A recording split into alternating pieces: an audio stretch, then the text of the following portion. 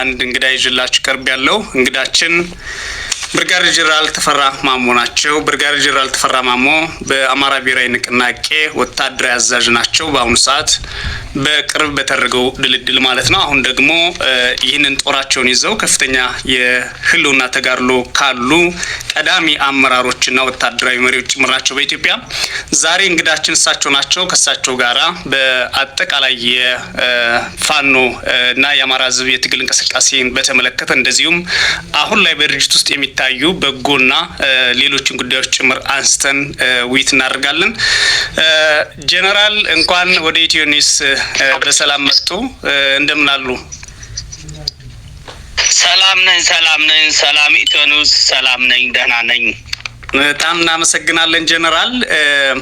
እንዲያው የመጀመሪያ ሀሳብ መነሻ የሚሆነው ድርጅታችሁ መስርታችሁ የህዝባችሁን ህልውና ለመታገል እና ህልውና አደጋ የደረሰበትን ህዝብ አደጋውን ለመቀልበስ የሚያስችል ብቁ ቁመና ይዛችሁ በመገኘታችሁ እንኳን ደስ አላችሁ ነው ማለት ፈልገው ጄኔራል። እሺ፣ አመሰግናለሁ። እኔም መልካም። የመጀመሪያ ጥያቄ ጄኔራል የፋኖ አንድነትና አደረጃጀትን በተመለከተ ነው። እሱም ምንድነው? በተደጋጋሚ አንድ መሆን አይችሉም የሚሉ የጠላት ወይም ደግሞ የብልጽግና ሰዎች ነበሩ።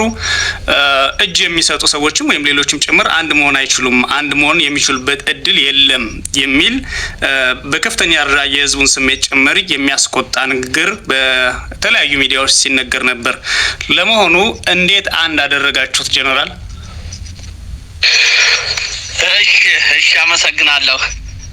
አንድ መሆን አይችልም የሚሉት የተሳሳተ ነው። ከመጀመሪያው ያው በትክክል መመዘን ያቃታቸው ናቸው እንጂ የአማራ ኃይል አንድ እንዲሆን ኃይለኛ ግፊት ከታች ያለው ተዋጊው የመካከለኛው አመራር በመሪው ላይ ኃይለኛ ግፊት ያደርስ ነበረ።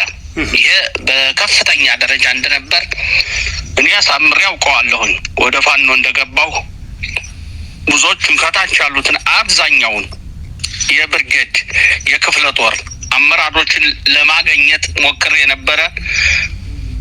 የነበረው ግፊት ፈጥናችሁ አንድ አድርጉና ፈጥናችሁ አዋህዱን የሚል ነው የነበረው።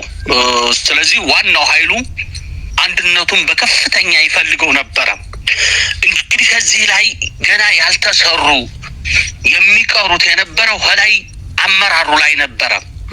አመራሩ ላይ ያየኸው በደንብ ጊዜ አግኝቶ አስቦ በሚያግባቡት ጉዳዮች ላይ እየተግባባ ባልጨረሰበት ሁኔታ ታችኛው ግፊቱ የነበረ ነው። እንግዲህ አመራሩ በዚህ አይነት ሁኔታ የተለያየ አመለካከቶች ልክ አሁን መጨረሻ ላይ እንደተደረሰው በውይይት በደንብ ስላልበሰሉ የተለያየ ነገር ይነሱ ነበረ። አመራሩ ላይ የነበረው ክፍተት ነው እንጂ በመሰረቱ ታችኛው ዋናው ኃይል የምትለው ተመሪው ወደ አንድነት እንዲመጣ የሚያደርገው ግፊት ነበረ። ከዛ በኋላ እንግዲህ ከአመራሩ ጋር የተደረገው ምንድነው? በተደጋጋሚ ውይይቶችና ምን መከተል አለብን፣ ርዕዮተ ዓለማችን ምንድነው መሆን ያለበት? እዚህ ላይ ብዙ ነገር ይነሳልኝ። ርዕዮተ ዓለማችን የአማራ ብሔርተኝነት ነው። መሰባሰቢያችን አማራነት ነው።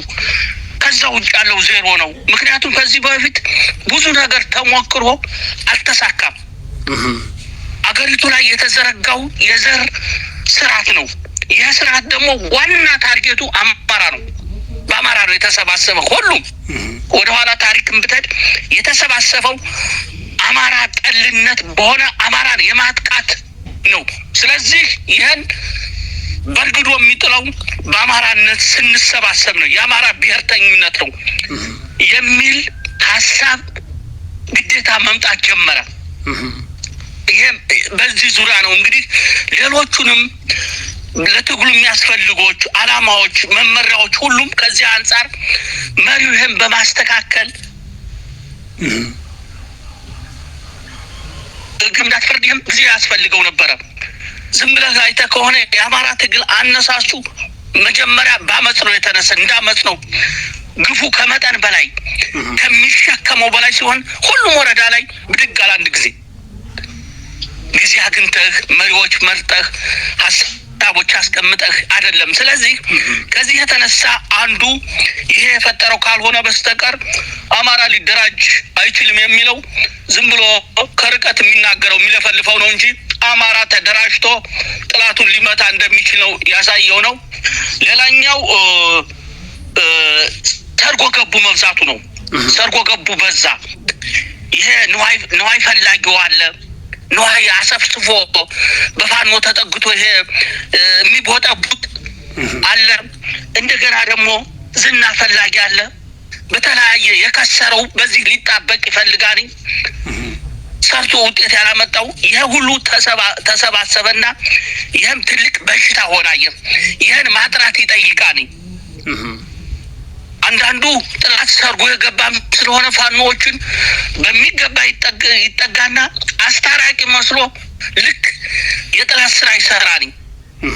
አይተህ ከሆነ በየሰዓቱ የማይመለከተው ስለ ፋኖ ነው የሚያወራ። ግርም ይላል። አይኑን ጨፍኖ አንዳንዱ እኮ ስታየው አይኑን ጨፍኖ በከፈተው ሚዲያ ስለ ፋኖ ነው የሚለፈልፈው። አማራ ጠል የነበረ ጸረ አማራ የነበረ ቁሳዊ ሰቀቀኑን ለማራገፍ በአማራ ላይ መጥቶ ታዘለብን። ከየትም ቦታ ይሄን ገፍትረህ መንግለህ መጣል ነበረ። ይሄንም የመመንገል ስራው ራሱን እንዲሆን ራሱን ሆኖ እንዲገኝ የማድረግ ስራው ይጠይቅ ነበረ። እዚህ ላይም ነው አንዱ የተሰራው። ይሄኛው ነው እጁን እንዲኮረኩም ያደረግ ነው። በዚህ ላይ ቀና የሆኑ ደግሞ ይሄ ትግል እንዲሳካ በሀቅ የሚለፉ ደግሞ አሉ። አብረው ከጎናችን የሆኑ